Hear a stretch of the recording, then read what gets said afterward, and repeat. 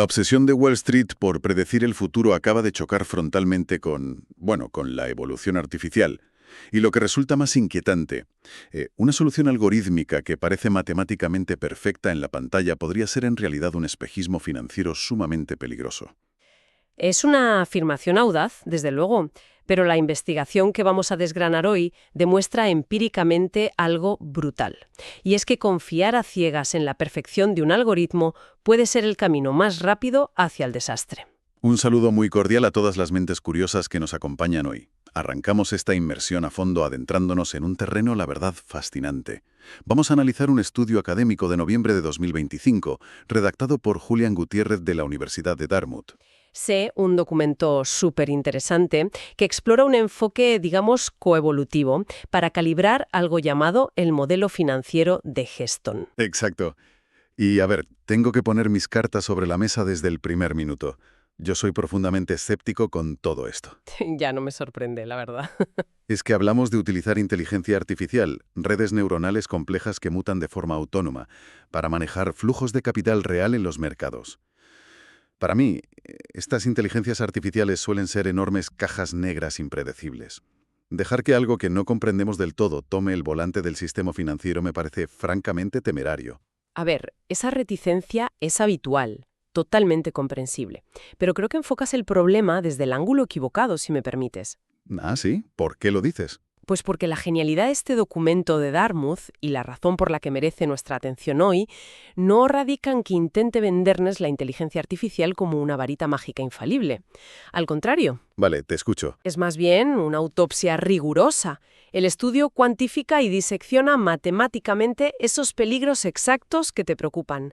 Investiga cómo y por qué estas cajas negras fallan estrepitosamente si no se alimentan con la dieta de datos adecuada.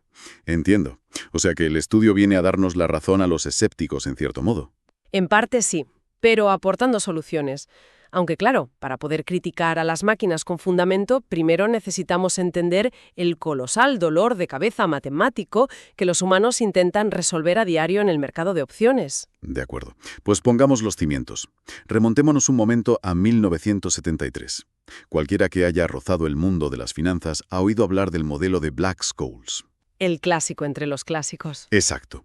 Fue el estándar de oro, la fórmula maestra que te decía cuánto debía costar un contrato de opciones. Les valió un premio Nobel en economía, nada menos. Black-Scholes proporcionó una ecuación muy elegante que transformó por completo los mercados financieros globales. Sí, pero albergaba un defecto fundamental en su núcleo, ¿verdad? Así es. Asumía que la volatilidad, es decir, las sacudidas, los sobresaltos y el nerviosismo del mercado, era una constante plana a lo largo del tiempo. Lo cual, si observamos el mundo real, es una absoluta fantasía. Totalmente irreal, sí. Los mercados tienen semanas de letargo aburrido y de repente, boom, días de pánico absoluto provocados por una crisis geopolítica, un colapso bancario o a veces simplemente por un rumor en redes sociales. Claro, el mercado respira y reacciona. Y ahí es donde entra en escena nuestro protagonista de hoy, el modelo de Heston, que se introdujo en 1993. Su gran victoria es que captura la, digamos, volatilidad estocástica, que en un lenguaje más de andar por casa, admite que la volatilidad tiene vida propia y es impredecible por naturaleza. Exactamente. El modelo de Heston reconoce que el precio de un activo y su varianza evolucionan de forma conjunta. Bailan juntos, por así decirlo, pero tropiezan de forma independiente. Me gusta esa imagen. Pero claro, este baño de realismo tiene un precio altísimo en términos de complejidad matemática. Tela marinera con las matemáticas de Heston. Muchísima tela. Para calibrar este modelo, o sea, para ajustarlo a la realidad del mercado en un martes cualquiera a las 10 de la mañana, necesitas adivinar simultáneamente un vector de 5 parámetros clave. Y para quienes nos escuchan, advertimos ya que no son variables nada intuitivas. No hablamos de sumar 2 más 2. ¿Qué va? Ni de lejos. Estamos hablando de, la letra griega kappa, que representa la velocidad de reversión a la media. Piensen en ello como la fuerza de una goma elástica, que tira de la volatilidad hacia su nivel normal cuando se dispara. Muy buena analogía. Y luego está el lambda, que es esa varianza a largo plazo hacia la que tiende esa misma goma elástica. Sí, y sigma, que riza el rizo siendo la volatilidad de la propia volatilidad. Es como el miedo al miedo. Exacto. También tenemos Rho, que mide la correlación, dictando si el pánico sube cuando el precio cae, Y finalmente la varianza inicial desde la que partimos hoy, el punto cero. Madre mía. Resolver este rompecabezas de 5 piezas es lo que en matemáticas aplicadas se conoce como un problema inverso de alta dimensionalidad. Y según el estudio, es una auténtica pesadilla computacional. Lo es. Los métodos clásicos que la industria ha usado durante décadas, como el popular algoritmo de optimización LBFGS, pues a menudo fracasan miserablemente aquí. Pero a ver por qué fracasan. Yo me pregunto si hoy en día tenemos superordenadores potentísimos, ¿por qué no pueden simplemente hacer el cálculo por fuerza bruta y ya está? Pues por la forma en que el modelo de Heston calcula los precios. Utiliza una técnica matemática llamada integración de Fourier. Vale, integrales complejas. Exacto. Implica trabajar con números complejos en el plano matemático. El algoritmo LBFGS funciona buscando pendientes, intentando caminar cuesta abajo como si bajara por una montaña, para encontrar el punto más bajo de un valle, que sería el error cero. El ajuste perfecto. Claro, pero la integración de Fourier provoca que ese valle no sea liso. Genera gradientes muy ruidosos, llenos de baches microscópicos y acantilados matemáticos. O sea, un terreno súper traicionero. Totalmente. El algoritmo clásico se confunde, tropieza con un bache y piensa que ha llegado al fondo del valle, cuando en realidad se ha quedado atascado en una cornisa a mitad de camino. Fijaos en esto, mentes curiosas. Intentar hacer esta calibración, deducir esos 5 parámetros observando únicamente el precio final de las opciones en la pantalla del ordenador, es como sentarse en un restaurante, probar una porción de tarta de chocolate e intentar deducir, solo por el sabor, los gramos exactos de harina. Sí, o si el cacao venía de Perú o de Colombia. Eso es, o el tiempo de horneado exacto al milisegundo, y todo ello sin pisar jamás la cocina. Es una locura. Y mi gran duda es, si es tan sumamente difícil, ¿por qué la industria financiera no se conforma con buenas aproximaciones?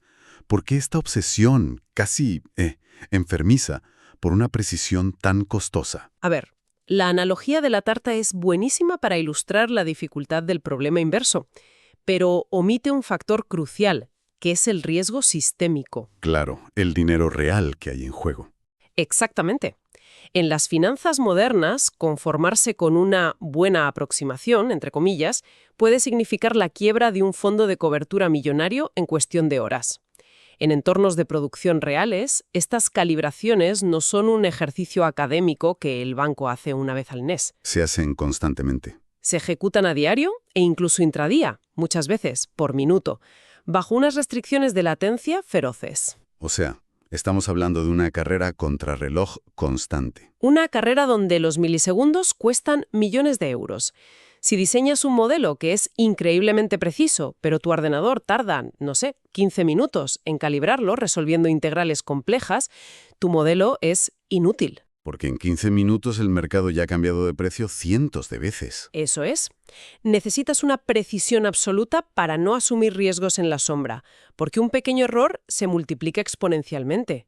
Pero también necesitas la velocidad de un rayo para ejecutar la operación antes que tus competidores. Por eso las matemáticas clásicas, los métodos analíticos tradicionales, están llegando a su límite físico. Y aquí es donde la matemática pura levanta las manos, tira la toalla. Y el estudio de Gutiérrez propone algo que sinceramente suena directamente a una novela de ciencia ficción cyberpunk. Suena muy futurista, ¿sí? Como los métodos tradicionales son demasiado lentos y frágiles, el documento plantea crear un ecosistema digital interno. 2 inteligencias artificiales distintas que colaboran, compiten y evolucionan juntas. Estamos hablando del enfoque coevolutivo. Literalmente, máquinas criando a otras máquinas. Es un ecosistema fascinante, de verdad. El estudio desglosa un bucle de retroalimentación dual. Imagina 2 poblaciones separadas de algoritmos trabajando en paralelo, alimentándose mutuamente. Vale, explícanos eso. ¿Quiénes son los actores aquí? Por un lado, tienes a la población de algoritmos genéticos. Su función es explorar a ciegas el inmenso océano de parámetros posibles, buscando combinaciones que encajen con los precios del mercado. ¿Y cómo lo hacen? Prueban al azar. Funcionan imitando la biología. Seleccionan los mejores resultados, los cruzan entre sí, aplican mutaciones aleatorias y crean una nueva generación de soluciones. Básicamente, esperan que sobreviva el código más fuerte, el que mejor se ajusta a los precios. El darwinismo puro aplicado al código. Y por otro lado tenemos a las redes neuronales, que estas no buscan a ciegas, entiendo. No. Su trabajo es observar los éxitos del algoritmo genético e intentar aprender los patrones subyacentes. Buscan predecir esos 5 parámetros de Heston directamente a partir de la curva de precios de las opciones, de un plumazo, sin tener que hacer todo el trabajo duro de evolución lenta. Vale, hasta aquí tiene sentido. Pero aquí es donde yo salto de la silla a leer el documento. El estudio detalla cómo estas redes neuronales no se limitan a ajustar sus conexiones internas o sus pesos, que es lo normal en IA, mutan su propia arquitectura física. El neuroevolucionismo en estado puro, sí. Las redes aquí no tienen una estructura fija de antemano. Pero es que esto es lo que me aterra. Entiendo que ajusten y la importancia de una neurona u otra, pero el documento especifica que cambian el número de nodos, añaden o quitan capas ocultas enteras a voluntad, e incluso mutan las funciones de activación matemáticas que las gobiernan. Sí, el algoritmo decide qué funciones usar. Saltan aleatoriamente entre funciones como ReLU, ELU o TANG, que para quienes no tengan un máster en informática o inteligencia artificial, estas funciones son básicamente las puertas lógicas que deciden si una neurona artificial dispara su información al resto del cerebro o se calla. Es una descripción muy acertada. Actúan como válvulas de presión en la red neuronal. Permiten o bloquean el flujo de datos. Pues los datos... Un código reescribiéndose a sí mismo en tiempo real, claro. Pero te estás perdiendo la inmensa belleza funcional de este enfoque, creo yo. Lo que el estudio demuestra no es caos, sino eficiencia dirigida. Eficiencia dirigida.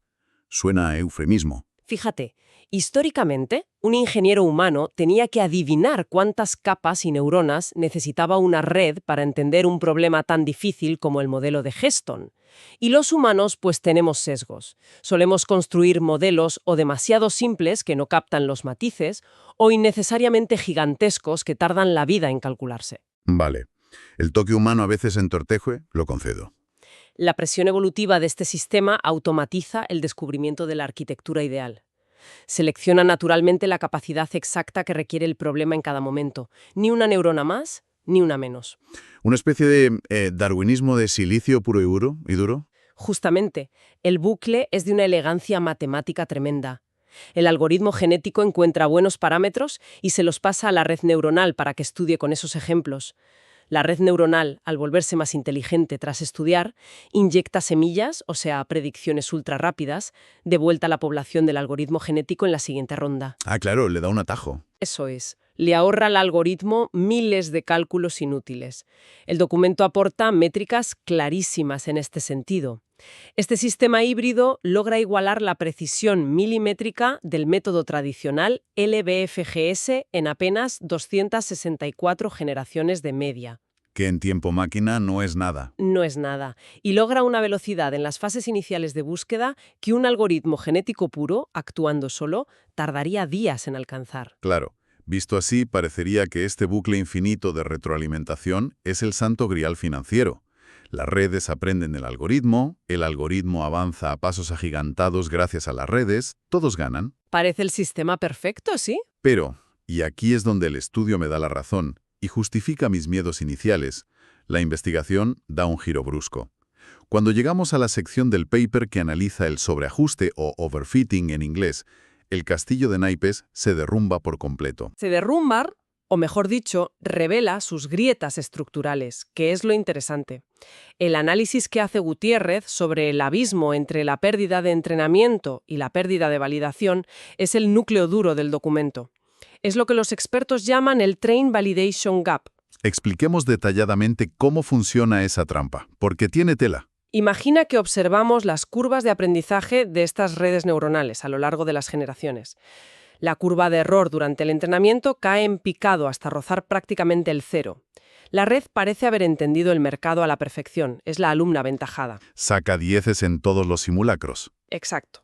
Pero luego, el investigador le presenta datos de validación, es decir, le muestra superficies de precios de opciones reales que son completamente viables, pero que la red no ha visto nunca durante su fase de entrenamiento en ese ecosistema cerrado. ¿Y qué ocurre? Que se estrella, hace con datos conocidos del pasado, y lo mal que lo hace con datos nuevos del presente se vuelve gigantesca. Es decir, que la máquina no ha aprendido a calibrar el modelo de Heston de forma general. Lo único que ha aprendido es a engañar a su propio ecosistema. Ha hecho trampa, básicamente. Se ha hiperespecializado en un nicho muy concreto, sí. Y el motivo por el que ocurre esto en un modelo tan supuestamente sofisticado es interesantísimo. Ocurre porque la dieta de datos que consume la IA carece por completo de diversidad. Si entrenas a las redes neuronales exclusivamente con los pequeños éxitos que ha ido encontrando el algoritmo genético a lo largo del tiempo, estás creando una cámara de eco brutal. Una concentración excesiva de información sesgada, efectivamente. La inteligencia artificial solo ha visto soluciones que funcionaban para una configuración hiperespecífica del mercado. No conoce los extremos, no conoce los bordes de ese mapa matemático. Fijaos, para ilustrar esto creo que requiere una analogía distinta. Olvidaos de la tarta del restaurante. Imaginad al clásico estudiante de bachillerato que, para probar la selectividad, decide memorizar únicamente las preguntas y respuestas exactas del examen del año pasado. El típico empollón que va a lo fácil. Exacto. Hace simulacros en casa y saca un 10 perfecto, porque literalmente está repitiendo de memoria lo que ya sabe que es correcto. Esa es nuestra fase de entrenamiento engañosa con la IA. Pero llega el día del examen real, la fase de validación en el mercado, y el tribunal cambia el orden de las preguntas o simplemente altera un par de palabras en el enunciado. La analogía del estudiante capta la esencia del sobreajuste a la perfección. Pero ojo, que en el mundo de las finanzas cuantitativas, las consecuencias no son repetir curso o ir a septiembre. Ya, es bastante más grave. Si ese estudiante memorión es el algoritmo que gestiona la exposición al riesgo de un banco de inversión frente, por ejemplo, a una subida inesperada de los tipos de interés, el resultado es un agujero de cientos de millones de dólares en milisegundos. El famoso colapso flash. Eso es. Sin embargo, la intención de Gutiérrez al publicar esto no es hundir la IA, sino desenmascarar el espejismo y proponer un antídoto. Y ahí es donde introduce el muestreo de hipercubo latino, o LHS por sus siglas en inglés. LHS, Latin Hypercube Sampling. Suena a técnica secreta de una película de ciencia ficción de los 80. ¿Cómo soluciona este concepto la cámara de eco que hemos descrito? El concepto es brillante en su simplicidad estadística. En lugar de dejar que la red neuronal se alimente solo de los estrechos éxitos históricos del algoritmo genético, este método LHS fuerza la creación de un conjunto de datos mucho más expansivo y uniforme desde el principio. Imagina el clásico juego de mesa de hundir la flota. Ah, sí, el de los barquitos y las coordenadas, de toda la vida. Exacto. Si basáramos nuestros disparos solo en el historial de dónde estaban los barcos del rival en la partida anterior, pues agruparíamos todos nuestros ataques en un solo rincón del tablero, ignorando el resto del océano. Y fallaríamos casi todo, claro. Pues el muestreo de hipercubo latino obliga al algoritmo a esparcir los disparos. O en este caso, obliga a esparcir los datos de entrenamiento de manera perfectamente espaciada por todas las dimensiones del espacio de parámetros de Heston. Garantiza que se mire en cada esquina. Asegura que ninguna región del mapa quede inexplorada. Te obliga a probar aguas profundas, todo. O sea, obligas a la red neuronal, volviendo al estudiante, a estudiar el temario completo, incluyendo los anexos, no solo las preguntas del año pasado. Literalmente la obligas a estudiar el libro entero. Y el efecto inmediato que muestra el estudio es fascinante. Resulta que las métricas iniciales de la red parecen peores. Peores. Eso asustaría a un inversor. Claro, como no está hiperenfocada en un solo punto, no logra ese encaje milimétrico inicial en los simulacros. Pero al construir este mapa inverso mucho más amplio y holístico, la red se vuelve infinitamente más robusta. Cuando en el futuro aparecen superficies de opciones imprevistas, la red entrenada con LHS sabe cómo reaccionar, porque ya ha explorado esa topología. Ha aprendido las dinámicas reales de la volatilidad, no solo memorizado una ruta. Lo cual nos arrastra inexorablemente hacia la sección más crítica del estudio para mí.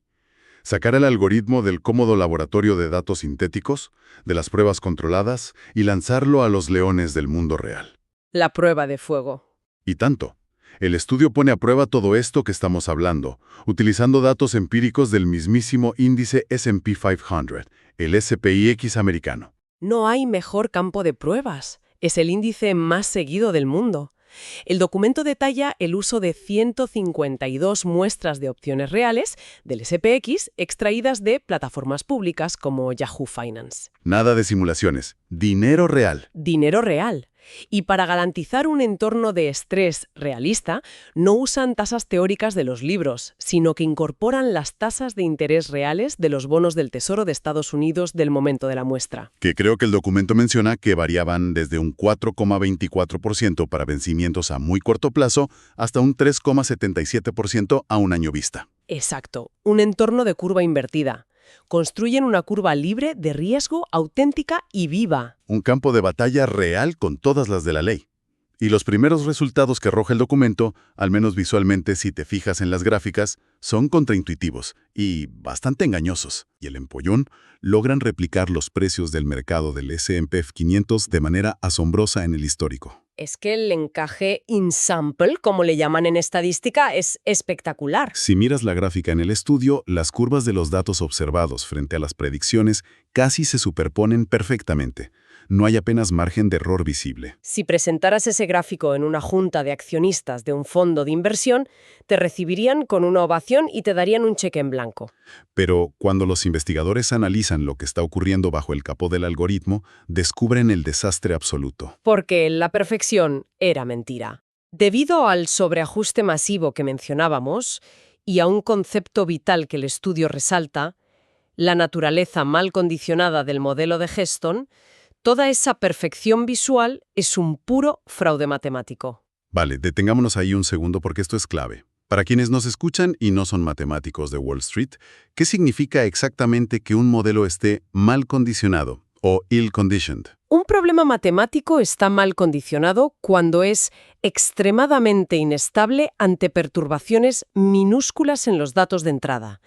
Piensa en intentar mantener un lápiz de madera en equilibrio perfecto sobre su punta en una mesa de cristal. Imposible. Matemáticamente y físicamente es posible si logras el centro de gravedad perfecto.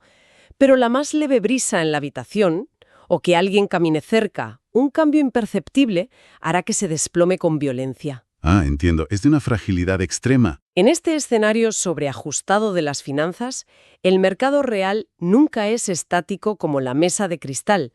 Siempre hay ruido de fondo, una pequeña fluctuación impredecible entre las cotizaciones de hoy y las de ayer, operaciones de alta frecuencia, noticias. Es un entorno caótico. Y cuando ese ruido natural golpea al modelo supuestamente perfecto, el sistema entra en pánico para mantener la ilusión de precisión. Y entonces empieza a escupir locuras, ¿no? Produce parámetros sin pies ni cabeza, empieza a sugerir niveles de la volatilidad absurdamente altos que romperían las leyes del mercado, o correlaciones que físicamente no tienen ningún sentido financiero. Retuerce la realidad de la física económica. La retuerce hasta romperla, única y exclusivamente para forzar que el precio final cuadre con el gráfico y seguir pareciendo perfecto. Es una ilusión de control. Madre mía. Por lo tanto, y esta es la pregunta del millón que pone en jaque a la industria tecnológica actual, en un mundo obsesionado con algoritmos de IA que nos prometen exactitud absoluta desde el primer día, ¿es una precisión inicial perfecta una verdadera bandera roja? El estudio demuestra de forma empírica e innegable que sí. En sistemas dinámicos y caóticos, como los mercados bursátiles, buscar el encaje perfecto con los datos pasados es garantizar el fracaso en el futuro. ¡Qué fuerte! La gran lección de Gutiérrez es que la amplitud y diversidad del conjunto de datos, ese enfoque del hipercubo latino que explora todo el océano, es lo único que proporciona estabilidad fuera de la muestra, en el mundo salvaje. La hiperespecialización crea monstruos frágiles. Crea sistemas de cristal. Brillan de forma espectacular bajo la luz controlada del laboratorio, pero estallan en 1000 pedazos al primer golpe de la realidad. Menuda lección de humildad para una industria que a menudo peca de arrogancia algorítmica. Bueno, vamos a ir aterrizando y conectando todo lo que hemos explorado hoy, porque sinceramente la cantidad de información ha sido tremenda. Ha sido una inmersión muy profunda, desde luego. Hemos comenzado viendo cómo la ambición humana por entender y acotar el riesgo nos llevó del modelo rígido y plano de Black-Scholes al complejo pero realista mundo de Heston, donde la volatilidad, como hemos dicho, tiene mente propia y respira. Ese fue el primer gran salto. Y hemos descubierto que calcular esto requiere adivinar 5 parámetros oscuros navegando por un auténtico campo minado de matemáticas complejas e integración de Fourier, donde los ordenadores tradicionales simplemente se atascan o son demasiado lentos para operar en la bolsa moderna. Y frente a esa lentitud inaceptable, que cuesta millones, hemos analizado la audaz propuesta coevolutiva, La idea de que una población de algoritmos genéticos y redes neuronales mutantes colaboren para encontrar atajos. Y oye, es una idea brillante y logra velocidades vertiginosas. Sí, sí, la velocidad la logran. Pero, y este es el gran punto de inflexión del estudio que hemos destripado, la velocidad sin diversidad genera miopía severa. Exacto, una visión de túnel peligrosísima. Ese es sin duda el núcleo de la investigación de hoy. Entrenar estas redes neuronales solo con sus propios éxitos concentrados crea una cámara de eco matemática, un sobreajuste masivo que aprueba el simulacro pero suspende ante la incertidumbre brutal del mercado S&P 500 real. El estudiante que memoriza. Eso es. Y finalmente, hemos aprendido que técnicas estadísticas como el muestreo de hipercubo latino, que nos obligan a disparar por todo el tablero buscando información como en hundir la flota, son el verdadero blindaje. Nos enseñan que hay que sacrificar un poco de esa perfección y belleza inicial en los gráficos a cambio de conseguir resiliencia real ante los imprevistos. Es el triunfo absoluto de la visión general sobre la hiperfocalización en los datos históricos. Un baño de realidad para los desarrolladores. Ha sido un viaje fascinante desde las matemáticas más abstractas hasta el caos puro del parqué de la bolsa. Pero antes de terminar esta inmersión, me gustaría que quienes nos escuchan reflexionaran sobre una idea inquietante que se desprende de todo lo que hemos hablado. A ver, cuéntanos. Si nuestros sistemas predictivos más punteros, aquellos que manejan literalmente trillones de euros en los mercados globales de derivados cada día, tienden naturalmente, por su propio diseño algorítmico, a hiperespecializarse y volverse frágiles como el cristal ante lo inesperado.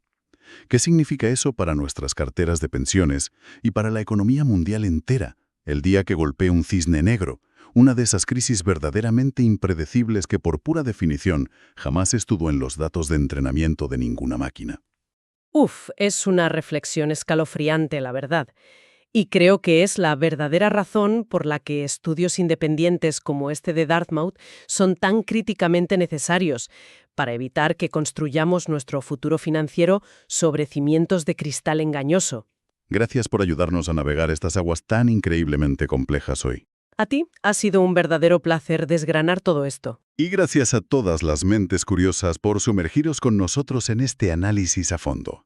Mantened siempre la curiosidad despierta, cuestionad lo que parece magia tecnológica infalible y recordad, la próxima vez que un sistema, del tipo que sea, os ofrezca una respuesta impecable, perfecta y sin fisuras, es el momento exacto para empezar a sospechar. Hasta la próxima inversión.